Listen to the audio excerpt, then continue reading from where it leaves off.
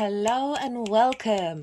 This is the collective reading for the Virgo full moon, which is happening on the 24th of February 2024 at 5 degrees and 23 minutes of Virgo. I'm going to be breaking down the astrology of that moon. I'm going to be pulling some collective tarot, and while all of that's happening, some channeling is going on. As you can see, my hands are moving around right now. So I've been doing this for nearly 3 years, and I've recently had a vocal light. It's a form of light language, and I've recently had a vocal light language activation. So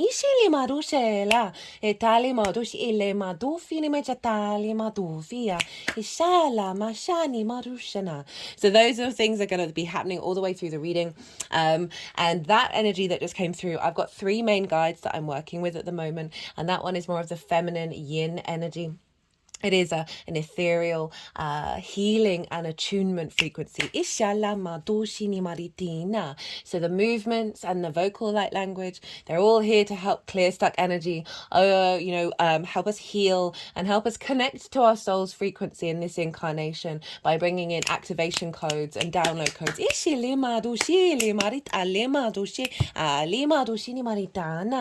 So we've got this big Virgo full moon that's happening. And as I said, I'm going to be talking about the astrology and bringing in some channeling. We've got some oracle cards here. Now, this is going to be in a separate oracle card reading that I'll do after I finish doing the All 12 Signs series, which will follow after this collective reading. But just wanted to highlight them. I always pull them before sitting down to do a transit, and it's really always quite beautiful to see what narrative is coming through from the oracle cards, and I'll tie that all up in the oracle reading that will follow later on this week. Right, so this Virgo full moon, I work with 6-month cycles. I work with 6-month cycles, so this is a completion energy around what seeds were planted in that Virgo new moon that we had last season, Virgo season last year. And Mercury was retrograde at the time of that new moon. So that imprint of that Mercury retrograde has been lingering in the Virgo area of our lives over the last 6 months, and this full moon is going to be tying up some loose ends around that.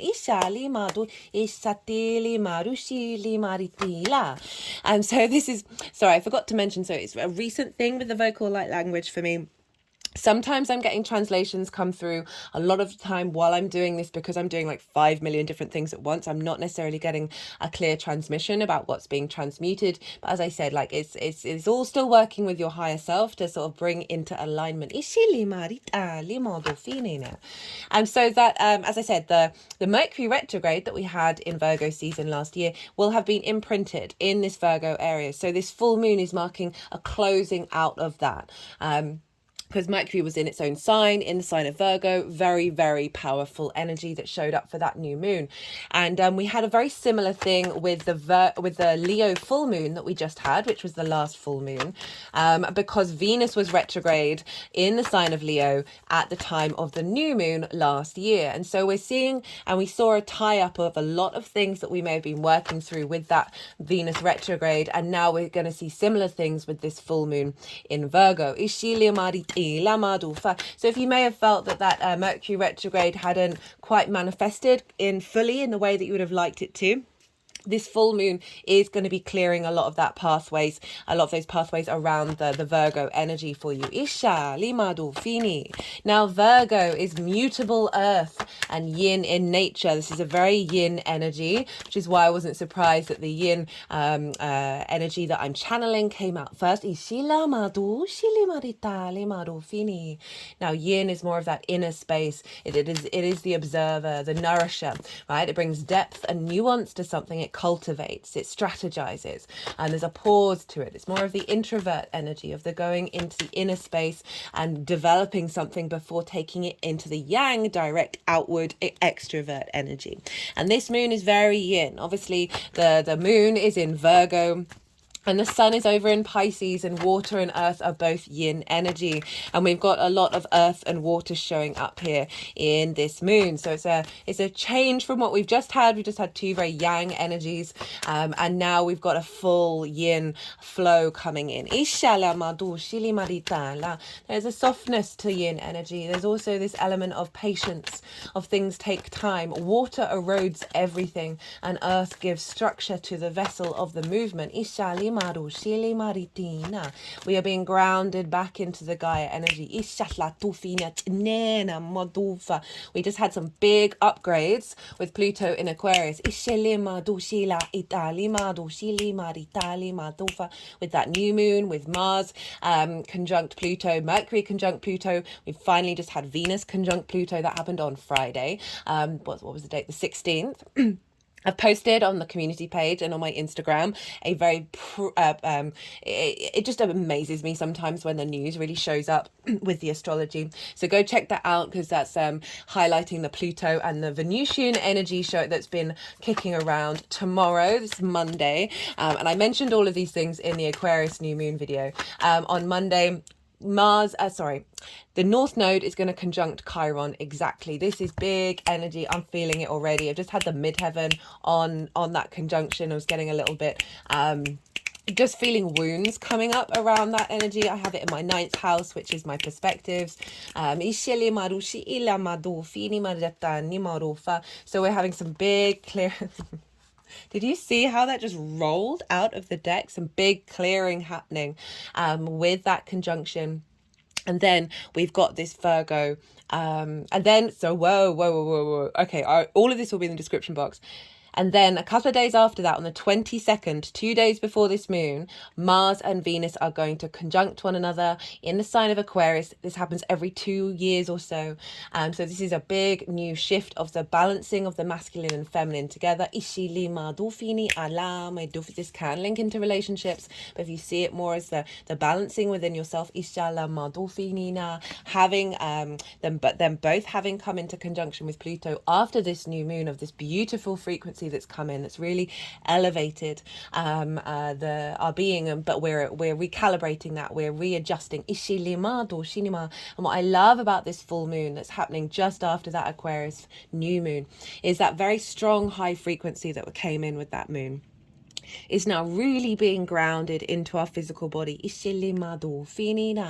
we've got the Fool. And so much of what these oracle cards are showing up, and so much of what I've been thinking about around this Virgo full moon feels like an ending of quite a big chapter that is then bringing in new codes for us to walk in the path of the Fool, to start this new journey. The Fool operates from the heart space. Its chest is the first thing forward. It also operates from a state of surrender, because it's essentially, the Fool is about to walk off a cliff. Now, the energy behind the Fool is this full surrender and faith, and knowing that the steps it takes, the movements that it makes in the 3D world, are creating new realities at all times. And that really ties into what I've been picking up with this Virgo full moon. I went and looked back through what I brought up in the full moon last year, and what I brought up in the new moon that we've just had. So really like the full cycle of this Virgo transit, right? So the full moon last year happened exactly an hour before Saturn moved into Pisces. That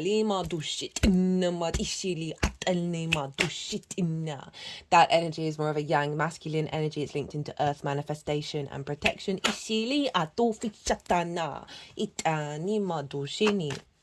So we had that full moon just before that Saturn ingress, right? That opposition.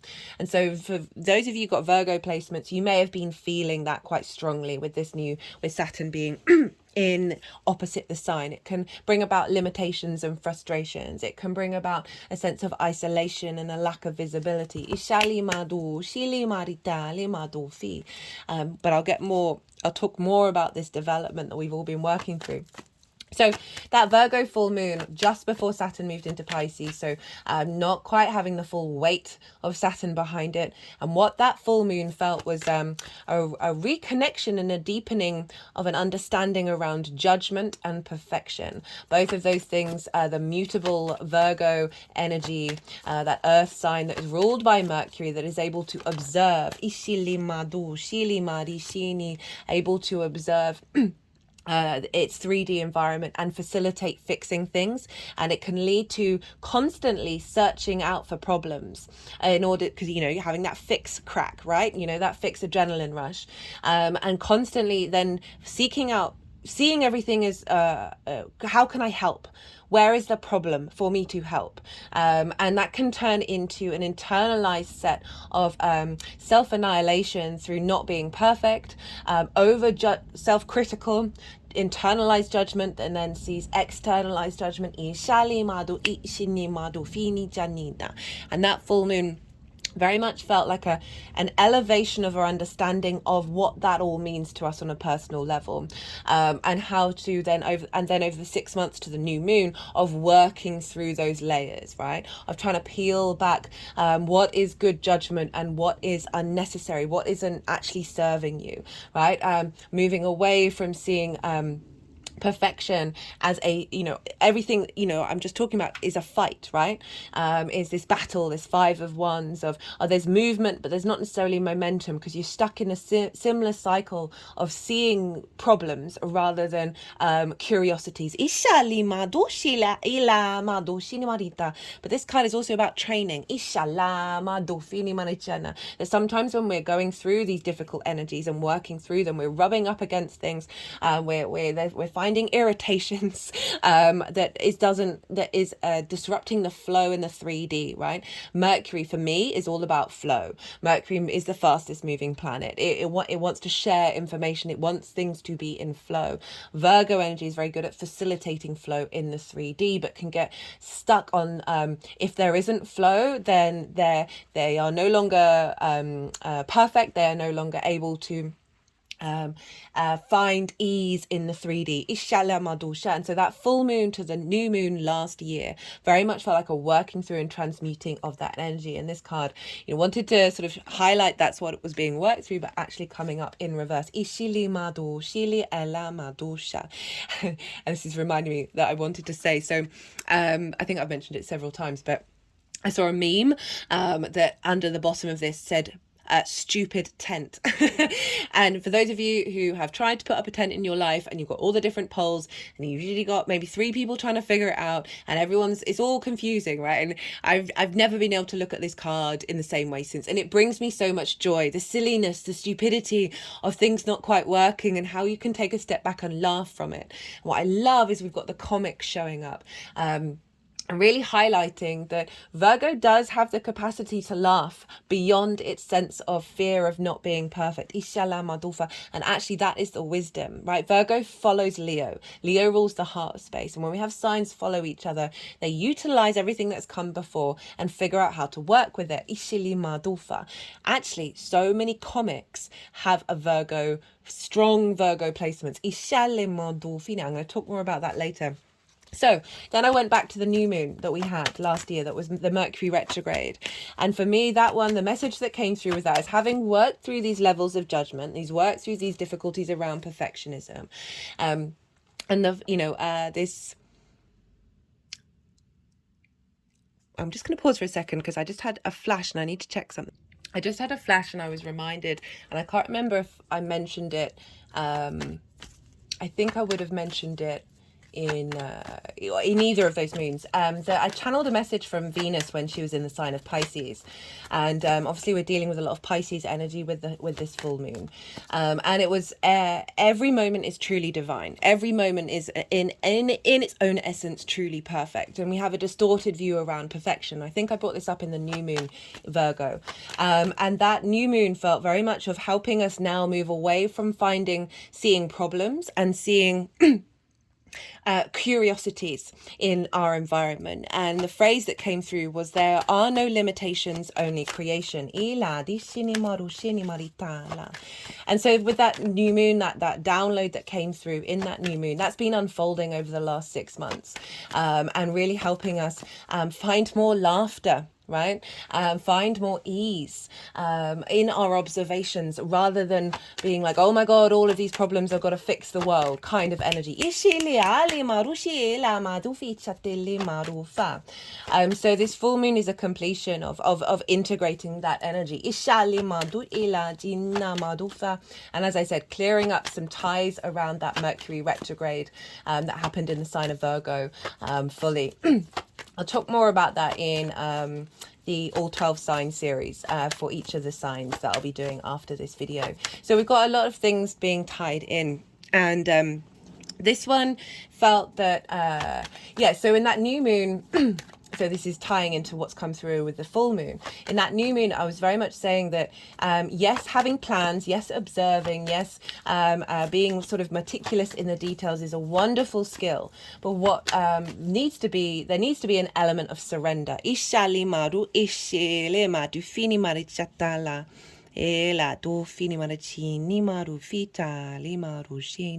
Yeah, there needed to be an element of surrender, and moving away from fear of not figuring things out, and honoring the fact that we need to, we can't, the more that we try and control things, the tighter the energy gets, the more restricted the energy gets. I brought in the Gemini new moon video with that one of it. Yes, some plan, yes, some element of plan, but then we really need to surrender to allow the creativity to come through. So it's about operating with Virgo from a different perspective, and harnessing more of the yin observational skills of being in a state of observance, rather than taking action with all of those things immediately. And with this full moon, what's felt like is this is a full integration of the surrender side of things. And this is because there's a lot of stuff going on in Pisces, of being in of having a bit more faith and confidence around the energy of surrender, away from control, away from being able to see all those details and not be, seeing the trees and not necessarily being able to see the wood, seeing all those small details and not zooming out into the fire. And funnily enough, we do have the forest card showing up here.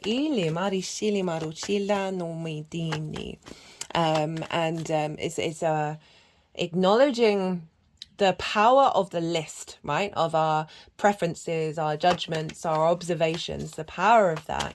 And then bringing in a frequency of recalibrating that down to the core aspects of what those things mean, right? Rather than having loads of lists of like figuring out what the essence of these things are. So sort of this is the balance of the Pisces Virgo energy of it, because getting those details down is great, but then breaking it down into the core fundamentals, and embodying those, and then seeing what you're instinctively moved towards to do, right?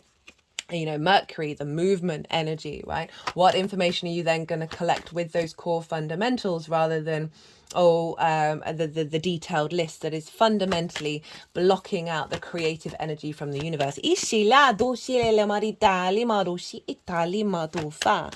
Now let's get on to some astrology. So this is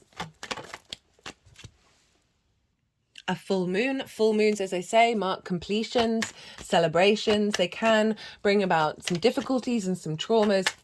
But overall, whatever's coming to us, without an end, we wouldn't then have another beginning, right? So this is an energy download of acknowledging, a celebration of everything that we've been working over the last 6 months, and then an energy download that will then unfold over the following 6 months. So it's a mixture of both things, but this is very potent energy happening around a full moon, when the moon is at her fullest. Our intuition is at peak, right? And Virgo rules the guts, right? Rules our healthy gut biome. And so we are now very much more aware of how much a healthy gut means a healthy body, a healthy mind, and a healthy intuitive narrative, right? So our gut instinct is very Virgoan.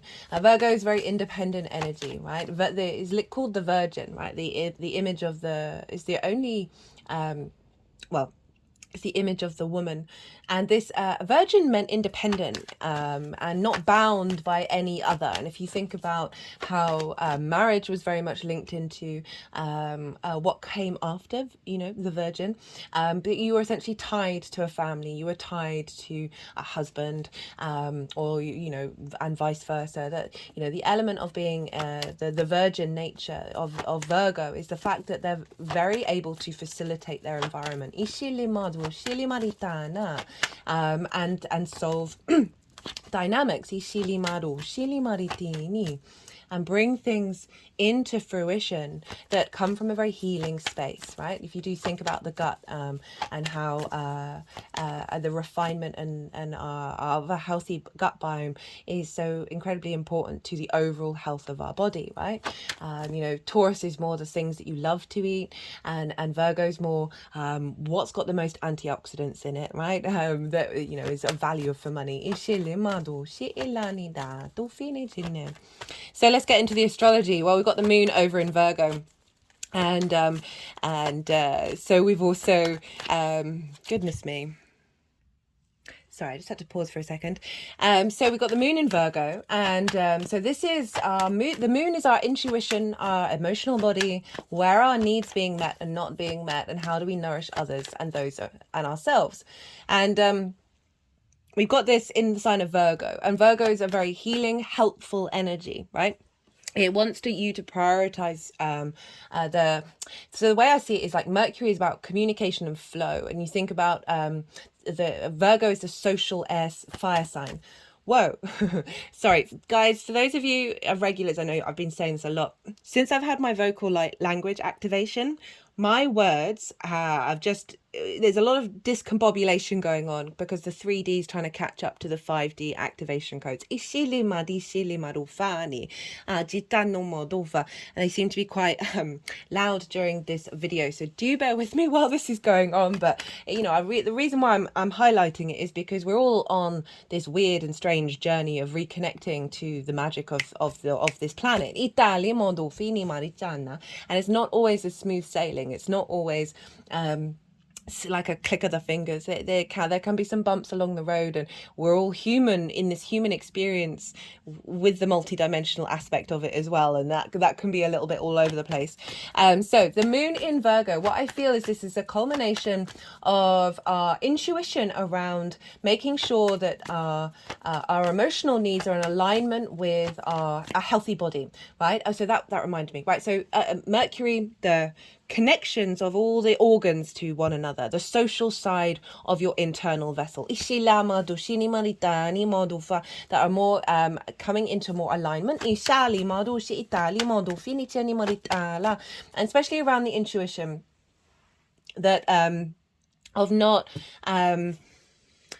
of being a little bit uncertain about whether you're making the right decisions or not, or noticing different ways of which intuition's showing up. And sometimes you think you're just doing you and you're not necessarily tapping into source, but everything that you're doing is in alignment, even if it may not necessarily feel like it.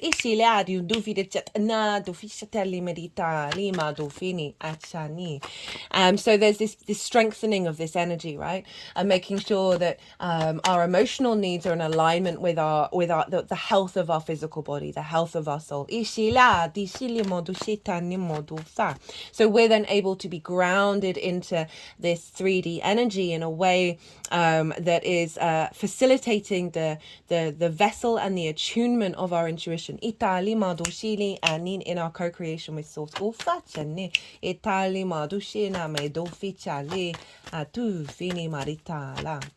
Okay, so that is the moon over in the sign of Virgo, and we want to look to the ruler of the sign. because wherever the ruler is influencing the signs that it rules, and Mercury rules Virgo. So we're going to look to where Mercury is. And where's Mercury? Well, Mercury happens to be in the sign of Pisces, well, not exactly opposite the moon, but very, very closely opposite this moon. And I love Mercury in Pisces. It's traditionally deemed to be in its form, right? So I work with the Hellenistic principles as my baseline from over 2,000 years ago. And they were a big fan of logic, the Greeks and the Romans. And Mercury in Pisces isn't that. Mercury in Pisces is the Riddler, is the sage who has a haiku about your connection to the universe. And it fundamentally makes sense, but is also incredibly confusing at the same time. It's like strange metaphors that you would never have thought of, that actually sum up what somebody would have said in 20 minutes, right? I certainly could do with some of that. Because I know I'm constant context. Pisces has that ability to really, it is the trickster's guru energy, the curveball of the universe, right? The very magical, the very mystical, lots of synchronicities. I did a Mercury in Pisces transit series last year, and I broke down loads of different examples of people who are phenomenal, who have Mercury in Pisces, right? And so you might want to go check that out if you want. I think it's in one of the introductions of the transit. So just there's a lot of and we've got the poet card show up as well. So we've got a lot of Mercury having moved from a very logical, very linear framework of Aquarius, right? When Mercury moved into Aquarius, all I wanted to do was watch things around maths, frequencies, and geometry. And so now we're moving into the magical, the mystical, things that don't necessarily, you can't comprehend, but are fundamentally real. That Pisces collective ocean energy is very unconditional in its acceptance of all walks of life. It is, as I said, a very synchronistic space. It is the collective emotional consciousness, right? So much energy is stored in our emotional body. Life is stranger than fiction is definitely a Pisces energy. So Mercury is influencing this moon, and strangely enough, so on my journey with this vocal light language, I've recently, some of the transmissions that have been coming through have been in the form of poems or phrases that rhyme. It's definitely more of a playful, flowing energy in the way that it's being, the transmissions are coming through, or songs. But there is this element of the rhyming, of the linking, rather than the sentence after sentence after sentence. There is a flow to what's happening. And I found that really fascinating. It's also coming through in melodies and songs. And before I came to do this, before I pulled these cards, I was in a form of meditation, and I wish I could remember, but they happen so fast at the moment that it's quite hard to then get the phone and then record it, because it's just that my stream of consciousness is way faster than the way that I speak. And it was very much about the ocean energy, and it being source energy, the cosmic waters, and how this is opening up a portal for us to honor, to bring in, to acknowledge the strength that we have in this 3D world, and how we're bringing in attunement to source energy into this 3D realm. But it's very heavily ocean orientated, which I found very interesting with the Pisces energy. And there's a lot of ocean stuff going on in these oracle cards as well, because Mercury is influencing from a very left field energy, curveball energy, of a very lyrical, of the poet, of the mystical, of the magical, is bringing in okay, that was the 3 of Wands. I didn't want that one. is then feeding into it, and this can be what can be very practical, very grounded earth energy, and it's sort of breaking out the restrictions and the boundaries around that, right, of finding solutions in the 3D is only based on sort of your observable experience, and it feels like with this full moon where we're celebrating that, but we're also bringing in the unobservable, the unknown, the incomprehensible, the lacking in logic, of the possibilities of creation. Now Mercury's at 2 degrees conjunct the sun. And so the sun is our clarity, our vision, our sense of purpose, our will is shining on this moon. So we're getting this very dreamlike clarity, this very magical clarity, pouring over the moon and bringing that into balance. Now Mercury, the sun and Saturn are all conjunct one another. Saturn, I've done lots of Saturn in Pisces transit series. Go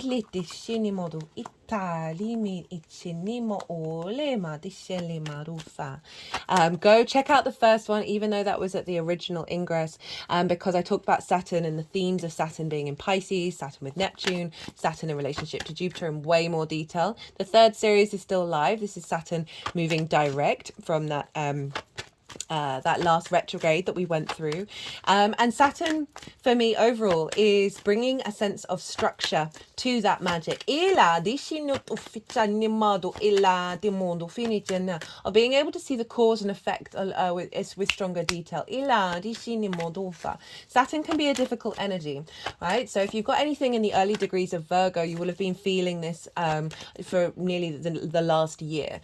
Saturn can bring up restrictions, limitations, frustrations, isolation. It can be, as I said, a difficult energy, but all of that is so. I'm so glad I know about astrology, because if I didn't know about that, then I would have struggled with a lot of things that would have felt quite frustrating.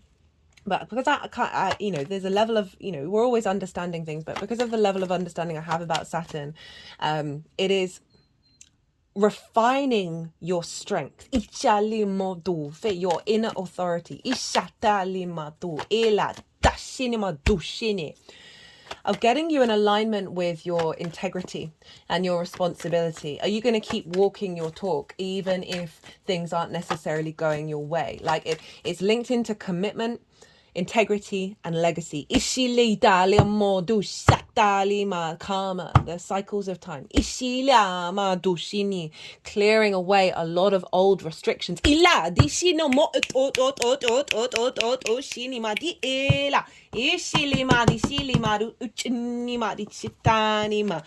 the deck and got the Ace of Wands.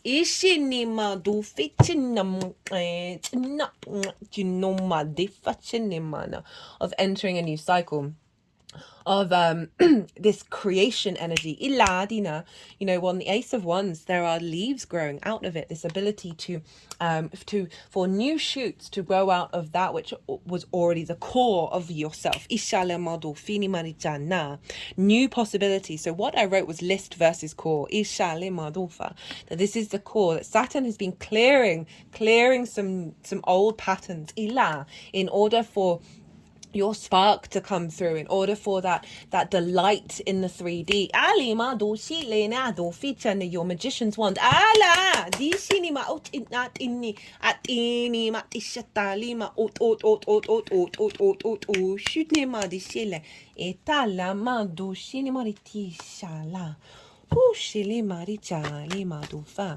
So Saturn conjunct the Sun and Mercury is a vision and clarity.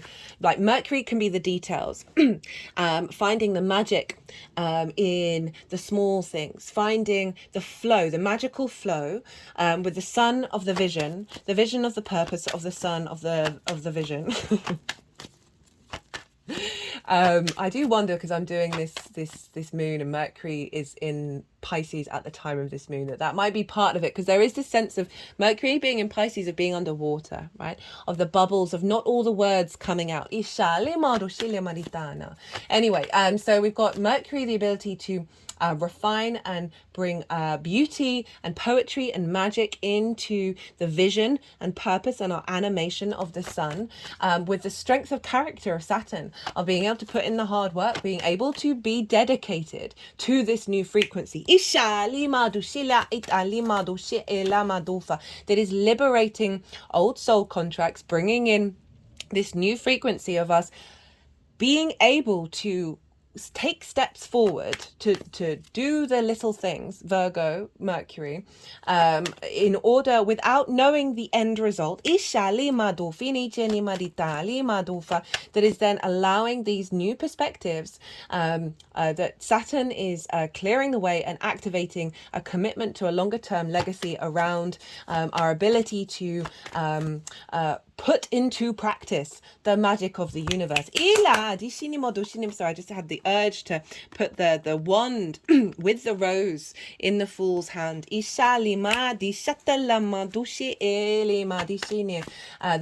magician card is Mercury's card. I'm just thinking about the hermit, which is the Virgo card, which the hermit is holding a staff. That staff is marking the space just in front of them and propelling them forwards. That we don't need to, I was going to say, freak out about not having all the answers. That there is a tapestry that is being woven to elevate our understanding of how to utilize magic in the 3D, right? Practical magic.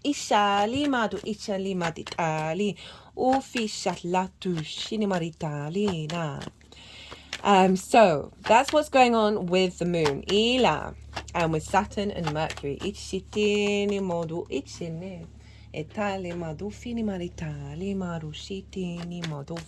So, I talked about with the Fool, of taking that step off the cliff.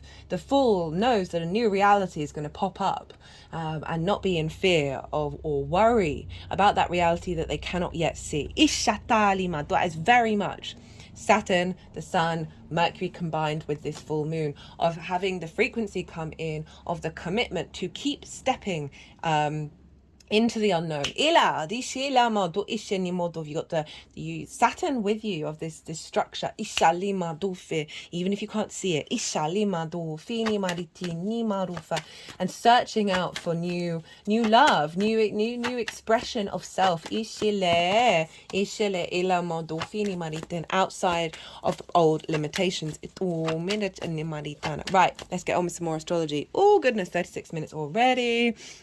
So, in the new moon last year, that moon was forming a kite in terms of aspects, and it was forming a kite with Uranus, Neptune and Pluto. So we had Neptune over in Uranus over in Taurus, Neptune in Pisces, Pluto in Capricorn, and they were all forming this kite to the bottom of the new moon, right? So we had all of this up here and then the new moon down here, and with a kite formation, I'll just show you what it looked like. I mean, this is can you see? And this is the full moon. So this is also forming a kite. So you see those blue lines with the red line through the middle. That is a kite. And the release point is the end of the tail of the kite. But I've also been seeing this as a bow and arrow. And that, you've got the bow, and you're pulling back that middle bit of the kite. You're pulling back that kite, your arms going all the way out, and that is the release point that you're going to let go of. And it was the same with the new moon. It's the same with the full moon. The moon is the release point of this inspiration that's coming through. So we also have a kite with this. So it's sextiles and trines. These are harmonious aspects ruled by Jupiter and Venus. and they bring about wisdom, elevation, creation energy, connection, love, appreciation. And instead of Uranus, Neptune, and Pluto, this time around we've got Jupiter over in Taurus. We've got the Sun and Saturn and Mercury in Pisces, and then we have the asteroid Ceres over in Capricorn. Ceres represents fertility. She represents the harvest, abundance. She was that which grows. Ila di shini modu, shili marita, ali madufa, that which nourishes. Very Gaia energy. Ila do fine chatenamo. And she is trine Jupiter. You know, this is Zeus. This is the king of the gods. This is the abundant energy, the expansion energy, the wisdom, the elevation, the generosity, and the joy, forming a trine with Ceres and the moon. So this is a harnessing of that earth energy, ila doshili maritini, of finding the wisdom in our individual journey, the abundance in the collective experience, right? Capricorn is the collective legacy energy that is feeding into this moon. Ishala madufini, of bringing about more flow into your 3D. Ila dishili maritali madu ishina madu ishala, from a very sort of abundant and expansive space. Ile madufini. These are very sort of uplifting energies. Ila dushini maritana. Now they're making Jupiter and Ceres are making sextiles. Actually, I should mention there's this asteroid Cupido, which is linked into sort of falling in love, right? Unexpected possibilities coming your way. Ishila madishini, the arrow, ishalina of love, ishilima dolfini of the unexpected, right? So this isn't about controlling your reality. This isn't about micromanaging. Italima dolfini, or what's going on in your world. This is about, again, that surrender and being more at peace at the way that you move through the world, that you are not going to miss out on those moments when that arrow hits. Ila, whether that is with a new book, a new experience, a friend, a loved one, any synchronicity that comes into your life that brings about connection. Ila, and a sense of romance, but not limited to romantic dynamic relationships. This is more the rose-coloured spectacles. The life is stranger than fiction. That's serving your legacy, that Capricorn energy. With Ceres, there's abundance of this coming in, of the synchronicities. Now, Jupiter, Ceres, and Cupido are forming sextiles to Saturn, the Sun, and Mercury. And this is an aspect of Venus. Ishale marushile maritila, doficile maritisha, roshele ma otofine madnemo tofila. Ishilima. Just got the Eight of Swords. As I was saying that, the Eight of Swords is being trapped into a cage of your own making. And that's come off the bat of me saying synchronicities and about to say this sextile energy. So this is about Maya. This is about everything is an illusion. All the constructs in your mind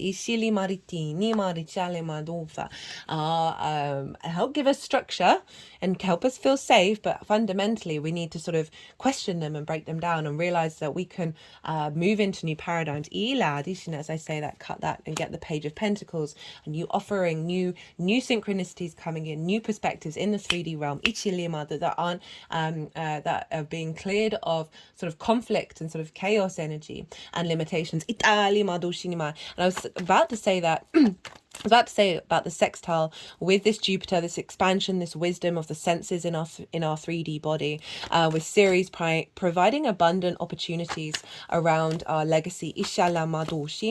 And a sextile is Venus. So this is a sense of connection, a sense of harmony, grace, diplomacy, a love, desire, and creativity.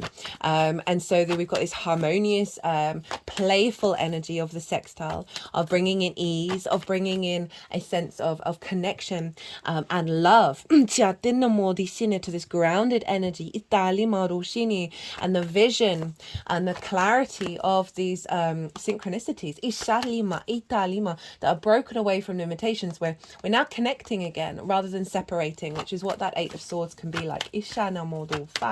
I'm being more at peace with the unknown, of not letting the fear come in of the unknown. I've certainly been on a journey myself of surrender.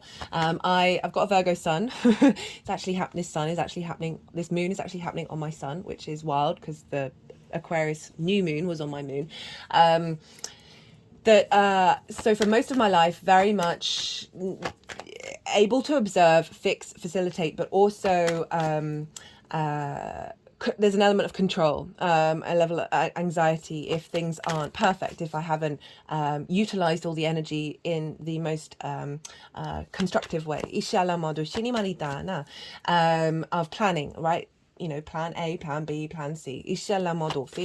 Often thinking of the worst case scenario, but it's coming from, a nugget of observational clarity, like objective clarity, but then seesawing into this. And what I've been learning, I've been building a practice. I try and put everything that I say into practice, because I the idea of not practicing what I preach and being a hypocrite is one of the things that would drive me absolutely mad. And I've noticed time and time again, right, I can be quite impatient. It's down to trauma and anxiety and those things. And I've been working through all of these things for a very long time, and it's wonderful seeing the integration happen, but it does take its time.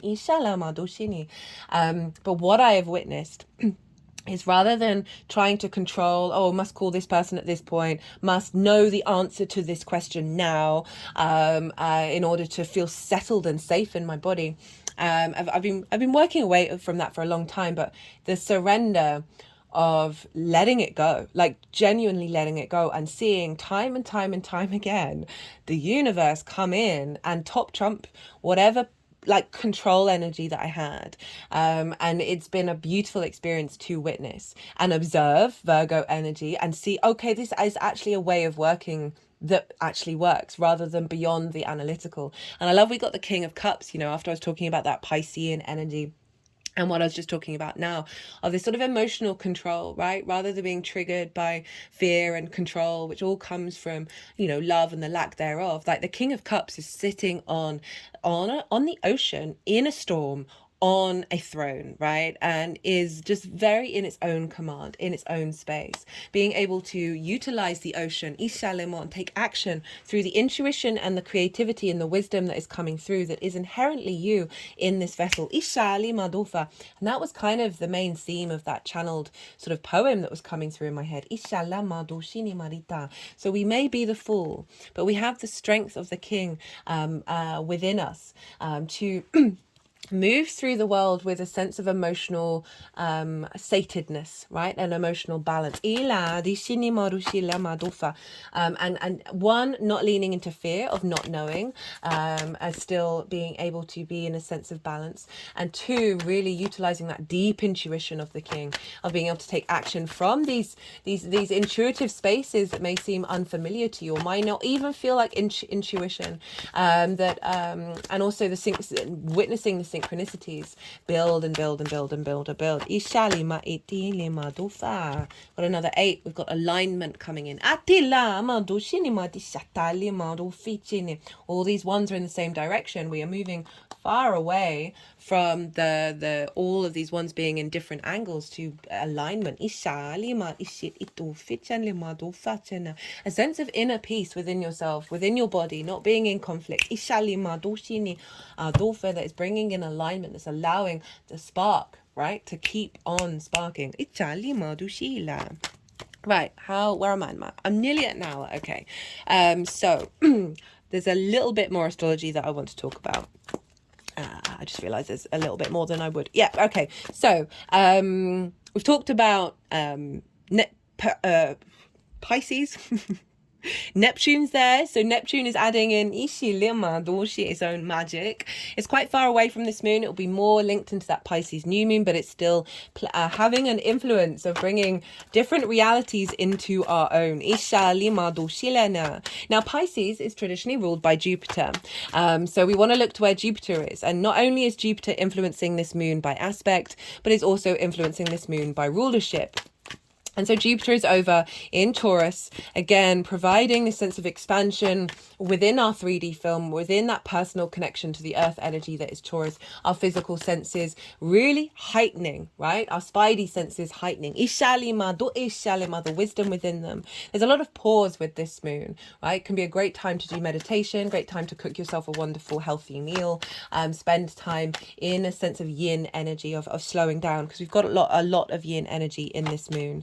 And so Jupiter is bringing a sense of, as I said, that expansion, that wisdom, that generosity, that joviality of being able to laugh if things aren't going right in the way that you've planned, right? And surrender to that, of being able to observe situations that may have been difficult and find the magic, the healing. I find comics to be shamans, because they help heal social wounds through laughter.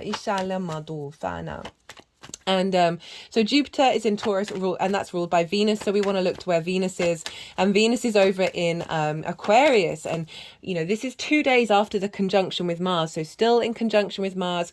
They're still very close to Pluto. So this is a very powerful energy of alignment. Cut the deck and get the King of Swords. That's jokes. This is shown up in the Pluto and Aquarius transit series. It showed up a lot in the Leo full moon, because that had the sun in Aquarius, and a lot in that new moon in Aquarius as well. So we've got two kings here. So we've got some really grounded, high, mature, sovereign energy showing up. So the king, I feel, is able to see through those through those illusions. I love it with the Page of Cups as well. The king is able, with this new frequency that's coming in, this alignment of self, right? The alignment, this is Aquarius energy, the alignment of Aquarius. I just realized that they're quite far down. That feminine and masculine energy within.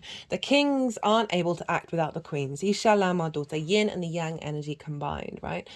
So with this but they're in Aquarius, which is a yang energy. So there is a sense of recalibration of our connection, our desire, our passion, and our motivation, our sense of love, inner, and unifying that with our motivation to take action. And I love that the Page of Cups wanted to be with the King of Swords when I'm talking about this, because the Page of Cups is Pisces energy, and they're talking to a fish in a cup, right? So it's this the unusual, the unknown.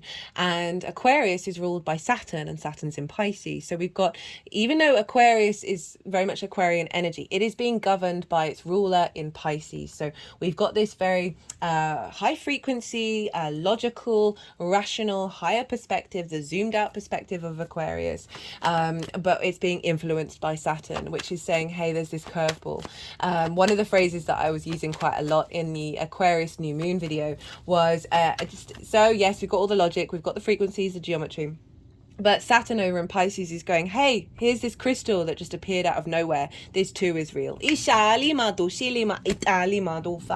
So Venus is influencing Jupiter, and therefore influencing Saturn, and the sun and everything, and Mercury, all in the sign of Pisces. But Aquarius is ruled by Saturn, so we've got this feedback loop. So I like this combination of new wisdom coming through from Jupiter,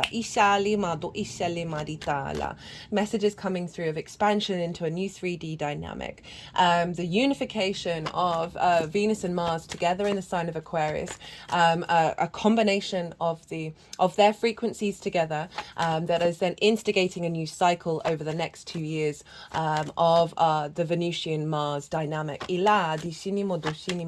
friction and the connection, the bringing together and the separation,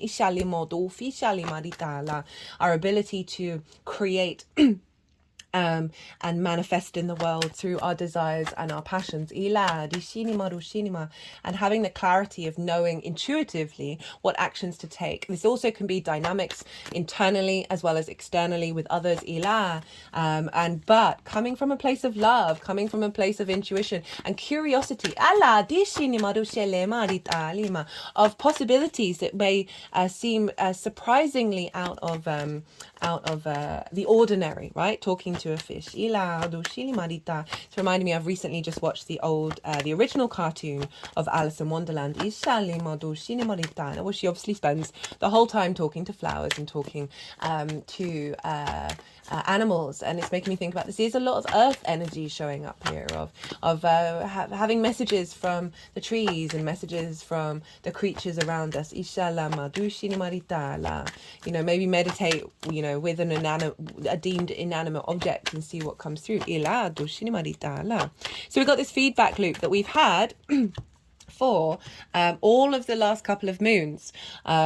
But now, so the Leo full moon, the Aquarius new moon, they're very yang energy, fire and air, action orientated, fast, moving, go, go, go, go, go. But they were all being held by Jupiter, Saturn and Venus in terms of the rulership, right? And they were in earth and water signs, so a very yin balance of the vessel holding this transformative energy.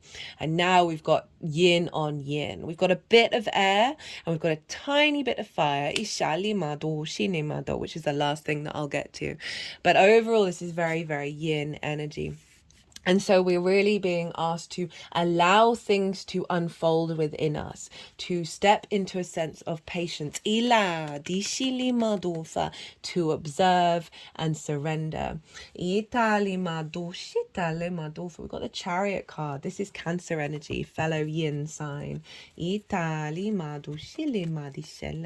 wanted to cut the deck and I got the Four of Pentacles. So this is the vessel. This is the vessel that is really being embodied right now. This figure is sovereign in nature. They have a crown. They have protection on their feet, heart and crown chakra. This is about this inner strength and protection of your energy, your physical vessel, that is then reverberating out into the world. It's to manifest, because we've gone through this shadow cards show up. We've gone through this stage of finding more laughter, of finding more peace and balance within ourselves, that is strengthening our internal space, that's then clearing up a lot of stuck energy, that's then allowing more messages from source to come in. And we are source, and we are co-creating in this vessel. And we've got the Chariot.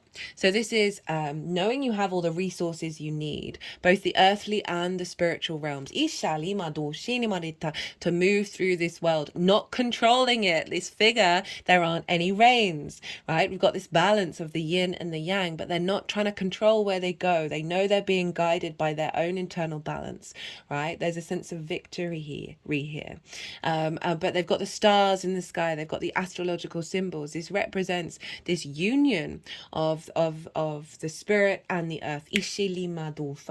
And when you are in flow with that, when there's all come together and you are moving through the world in that balance of the yin and the yang, then things will come towards you that are linked into your inherent victory that your soul already signed up for. Right. Okay, so one final bit of astrology and then I'm going to be quiet. So I said there's a little bit of fire going on here. Now we have at 4 degrees of Sagittarius, the asteroid Pallas Athena. And this is squaring the sun and the moon, forming a T-square. So we've got 2 release points in a lot of this. We've got the moon and we've got Pallas Athena. So we've got an opposition between the sun and the moon. And then we've got Pallas Athena down here in the sign of Sagittarius. So this is mutable energy, very adaptable, very changeable. You're able to shift, understand that which has come before, release that and transform it into the new, preparing for the new journey. Now, Pallas Athena is linked into wisdom, embodied wisdom and strategy. She's in the sign of Sagittarius, which is this very faith-orientated sign. It's very jovial, it's very generous. It's able to expand and enjoy the side quests, right? Knowing that it's going to head wherever it needs to head, right? That arrow.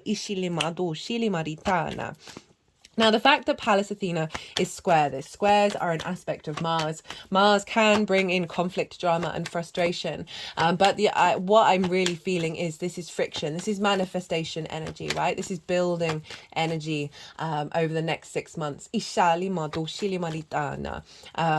are big manifestation energy. They may mean a couple of steps you've got to put some effort into, but overall, it is big manifestation in the 3D. So Pallas Athena in the sign of the preacher. The sign of this sense of movement and momentum of intense transformation through joy. So as I said, Sagittarius, it is the half horse, half human. The archer, right, understands the side quest, but knows that arrow is hitting the point that it needs to get to. It's not worrying, it's not in fear. Or it may have gone on the wrong step, it may have taken the wrong side step or the wrong side quest. Words and me, goodness me, that this is that this square is manifesting this embodied wisdom, right, of a Pallas Athena within ourselves, that our intuition is going to have a sense of deeper knowing, of not needing to plan, not needing to control, right? And there's an element of it, but not fully that, and really breaking out of those limitations because of this manifestation energy that Pallas Athena is bringing in, this embodied wisdom, to that sense of deeper faith, that deeper knowing within yourself, that is going to help lead into falling back on the Eight of Swords, falling back into conflict, falling back into worry over things not necessarily having the momentum that you might necessarily have intended it for it to be, of just this deep wisdom within yourself that's allowing you to expand and bring in the magic, right? Bring in that Piscean energy, bring in the manifestation energy of Virgo into this sense of inner wisdom, this real elevation. Remember, we've got kings and pages, and I always love it when those two show up together. We've got two kings, we've got two pages. And the kings there's a maturity there, there's a sovereignty there, but they can be a little serious, right? They can be they've been in this situation for a while, whereas the pages are very useful. They've just come into the court, they're so excited. There's this element of joy, of pleasure, of sharing things, of being out in the world, and exploring new possibilities. So we've got this sense of deep wisdom, this sovereignty that's coming in, as well as the joy of breaking into those new perspectives. Now,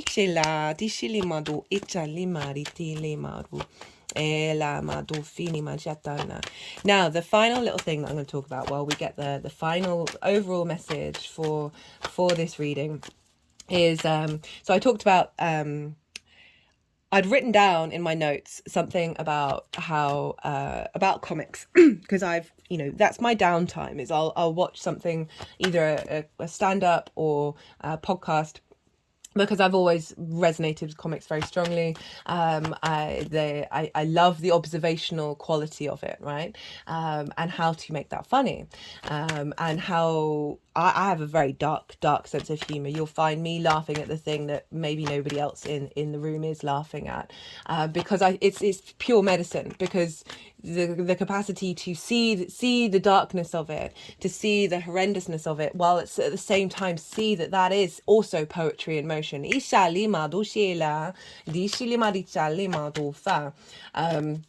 I'm going to butcher this joke, but I went to see Frankie Boyle a while ago, and this isn't the whole of the joke, but the nub. I'm terrible at delivering jokes. The nub of the joke was standing, going around London with a friend of theirs, and looking at all the statues, and Frankie pointing out about how most of them are mass murderers, and so you've got to be a mass murderer in order to get yourself a statue in London. And their friend pointed out, or an explorer who pointed them in the direction of where to do more mass murdering. And I was in absolute fits. It's horrendous. It is so unbelievably horrendous because it's highlighting the really dark aspect of the human civilization, right, and how civilizations are built. Ishalima, which is across the board. There's slavery in all of them. There's no avoiding it. And war everywhere, and it's it is what it is. It's part of the duality nature of this planet that we're working through. But the observation of it was just fundamentally hilarious. You have to, there's an element, for me, there's an element, you have to laugh at the darkness. You have to honor it, but also laugh at it, because this existing is entirely ridiculous. It is one of the most ridiculous things I can possibly wrap my head around it, and I can't wrap my head. It's amazing that we're all here. It's amazing that we breathe and we talk and we communicate and we create and we do all these amazing, wonderful, magical things, but it's fundamentally utterly absurd. So there's this element of the comic, right? Of really being able to observe the darkness and find the medicine within it. But what I wrote down was I'd noticed that a lot of comics, the comedy scene has got a lot bigger than it used to be, right? There's a lot more space, there's a lot more abundance. And a lot of the comics that have done really well are genuinely so happy for the newer comics to be also taking space, because there is this sense of abundance, there's this sense of the possibilities and the paying it forward, and the sort of the desire to facilitate, right, support, rather than, oh no, they're taking away from my light, they're taking away from my limelight. And that is a very strong Virgo energy of having moved from the Leo energy of the sun, right? The one of the versions of Leo is everybody look at me.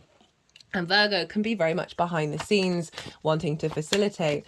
And I just think it's just a wonderful way to recalibrate our understanding of our environment. And that's the internal and the external environment. Of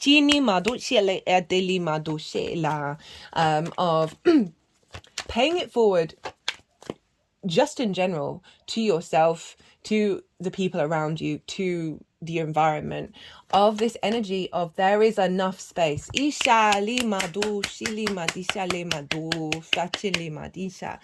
is enough space for you to be. Do not compare yourself. Do not observe yourself into oblivion, and by observing others and using it as a stick to compare yourself with, to thrash yourself with, that you are not that. No, you are you, and that is a beautiful thing. And that can be a really hard thing for us to navigate. We can fall into competition mode, we can fall into conflict mode, right? And this is what this can be about, of being in a state of competition. And it can facilitate, it can be a helpful dynamic to train, but be in competition with yourself, but not to the extent where you lose your ability to find joy.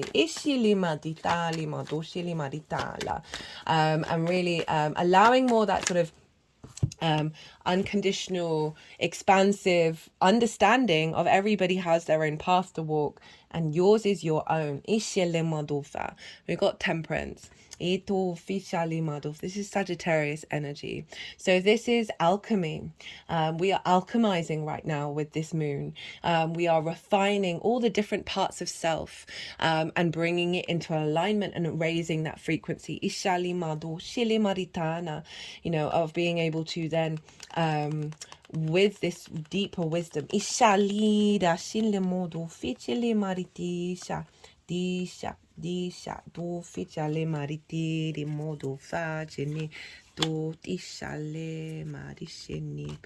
okay, so final cards are Temperance, the Emperor, and the Queen of Pentacles.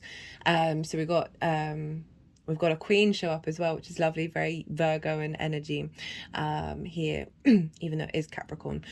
But she's very good at giving advice. So we are alchemizing the many different paths that we've been on, right? And allowing more magic. In the traditional Rider-Waite, this water is flowing up into the cup, which is saying it's through this alchemy of self, right? This ability to observe and bring together. We are able to crack open and away from old limitations and really refine back to the true core of self. That is then allowing in that co-creation energy of with the unseen, with that which we couldn't even possibly comprehend outside of the physical realm. We've got the Emperor, very sovereign energy, very in command of yourself, in your vessel, not comparing yourself to anybody else, right? Not falling on, this is about good judgment, wisdom. And the confidence that, you know, the Emperor allows other people to do things, right? You know, the best ruler isn't surrounded by yes men, is surrounded by people who are able to have discussions, be able to observe each other and say, hey, this might need tweaking, and not lose their minds over that, and allow having the confidence to let other people also do things. And so this is about surrender, of not doing it all yourself while maintaining your own inner sovereignty. Of welcoming in support on this new journey, that you are constantly being supported, you are constantly being held. And that was one of the things that came through in the poem, that is, they're always here. They're always here, opening up portals for us, getting us into more flow, and alignment.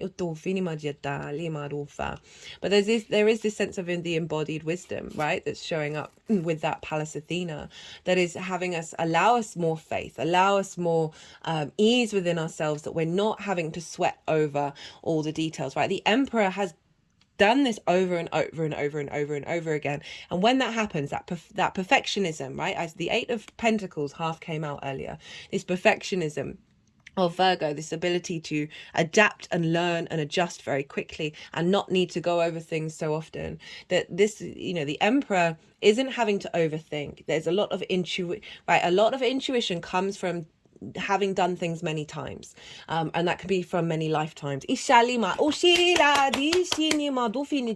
we're drawing in that wisdom, that is going to be facilitating us in this 3D realm. Got the Queen of Pentacles.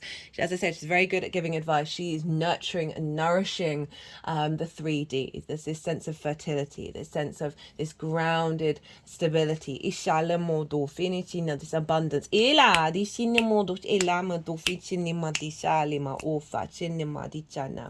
Right, she's very abundant. She's a cultivating. So over the next 6 months, we're getting a very strong download that is then going to see us nurture that, step into our power, step into our ability to be in flow, with the possibilities and the manifestation that's coming towards us. Remember, this is Year of the Dragon. Go check out the first part of the collective reading for the Aquarius new moon. Talk about that in way more detail. That we are building, guys, over the next 6 months. Is big building time. But allow a softness, allow a surrender with your observation. Thank you so much for being here. It's always an honor and a privilege to read what's going on in the sky for us all. And I hope you enjoyed this reading. Be good to yourselves, be good to those around you, and most importantly, be well until we meet again.